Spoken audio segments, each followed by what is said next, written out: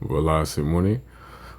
All right, so Saturn in a nutshell represents rags to riches, or that's just one of the ways that you can view Saturn, right? It speaks to the rags to riches type of story or whatever, right? So it speaks to a person being in extreme position of lack, poverty, brokenness, broke niggerishness, whatever you want to call it, you feel me? Or being in an extreme state of disorder, disease, dirtiness, lack, rejection, melancholy, black sheepedness, all this extra shit that we pretty much see as wrong or hurtful or humiliating, you know what I'm saying? Whatever you want to call it, Saturn can start off in those types of positions. And it varies when it comes to the exact intensity of the state of lack. You know what I'm saying? Of course, from birth chart to birth chart, it's definitely going to vary. You know what I'm saying? Everybody's situation isn't the same, but Saturn takes a person from the state of lack to the state of excellence, mastery, and excess. And the way that this comes about is because when the person was in a state of lack, they was hungry, they didn't have, they was in survival mode, and the impulse to survive was so strong, the person was willing to do the work, do the extreme level, deep level disciplines that it would take to overcompensate for that lack. You know what I'm saying? Do the deep level investigation, do the deep level shadow work, do the deep level whatever, the hustling, you know what I'm saying? The grind. The person was driven to grind, intensely driven to grind, and through the accumulation of grinding over a certain period of time, lack transformed into excess. That's one of the great, I guess, the greatest representations of Saturn, rags to riches or whatnot, right? And like I said, it's not just pertaining to money. You feel me? It could be pertaining to health. What it could be pertaining to anything. It's just about whatever Saturn represents for your particular chart. You know what I'm saying? It's you're starting off in a lame state, or you're starting off in an underdog type of state, and then you overcome and you enter the masterful state. Now, what decides exactly if a person is able to reach the mastery or if a person crumbles under pressure?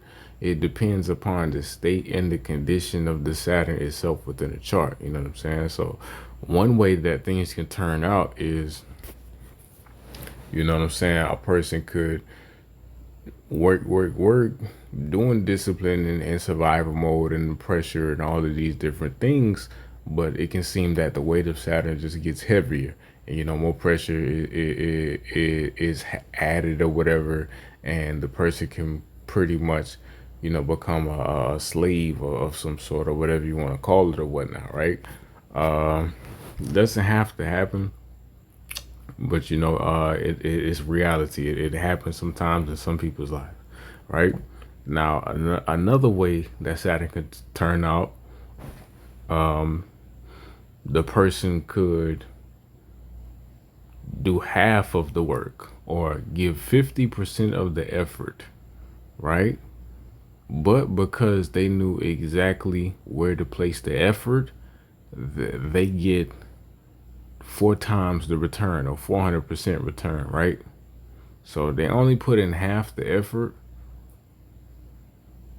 as far as from maybe a business perspective. Maybe you have a business partner or somebody that you want to go in business with, and y'all come together, y'all combine resources, you feel me? And y'all lay out the business plan, you feel me? Y'all meet minds, y'all designate certain roles for each party, write up the contractual agreements and whatnot, and y'all sort all these things out, and 50-50 is 50-50 work, right? You have a coworker, you have a partner, you have somebody who's helping you out. And not to say that it's gonna be easy, but you have somebody that's helping you out. So it's easier than you doing the full 100%, right? But by y'all coming together, due to y'all coming together, you can take your net worth, or you can take your salary from being making $50,000 a year, and you can, you know, quadruple it, $200,000 a year, right?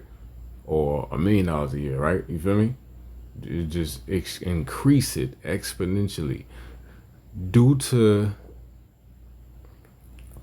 the ability to make proper union. And I would say that's when Saturn works the best, is because you know how to make less work go even further, because you realize, you know what I'm saying, partnership is an essential level work, even though it feels good. You know what I'm saying? Even though it can feel good, all partnership doesn't feel good, but you know what I'm saying? The ability to have somebody that's with you, that's on your side, that's on the same team as you, that's able to scratch your back, you're able to scratch their back or whatever, that's able to take some of the load and the pressure off of your shoulders or whatever, right? And a person that you're able to respect, a person that you're able to enjoy, a person that you're able to understand or whatever, you know, to work together in that dynamic, especially if it's a relationship, you feel me? It's not always going to be the most colorful experience in the world, but it is a beautiful experience. But the beautiful experience can also be a rewarding experience, and this is why Saturn results in Libra. So you know, Saturn in Libra, it does 50% of the work, but it gets 400% of the gain or the income, right? Saturn in Aries is the opposite. It does 400% of the work and it gets 50% of the return or whatnot, right? And that's just a general statement. You feel me? Don't believe that for face value. Of course, if a person has Saturn in Aries, but they might have it in a certain house and it might be aspected by a certain planet, it can often act in an exalted manner. You know what I'm saying? The Buddha had Saturn in the ninth house, debilitated in the Aries, but I think he has Sun, Mars, and some other planets there as well. The Buddha did extreme amounts of work in order to reach spiritual realization. You know what I'm saying? He did extreme level, extreme self denial. At one point in time, he was only eating 1 grain of rice per day. His skeleton became completely emaciated or whatnot. The nigga was on the verge of death. The Buddha worked intensely hard for realization, and it took him an intensely long time to reach the realization. But he reached it, you know what I'm saying? And he reached it in excess. So it's not to say that just because Saturn is afflicted by yourself alone that the manifestation can't be reached. You have to always look at the rest of the chart and what's supporting certain factors and certain things. It's not to say that just because Saturn is in Aries, you just gonna have to work super fucking hard with little return. That's not what I'm saying at all. And Saturn in Libra is not always gonna be a blessing in the same respect or whatnot, right? I'm just making general statements. But all in all, Saturn does give like a rags to riches type of journey. Do I got anything else to say?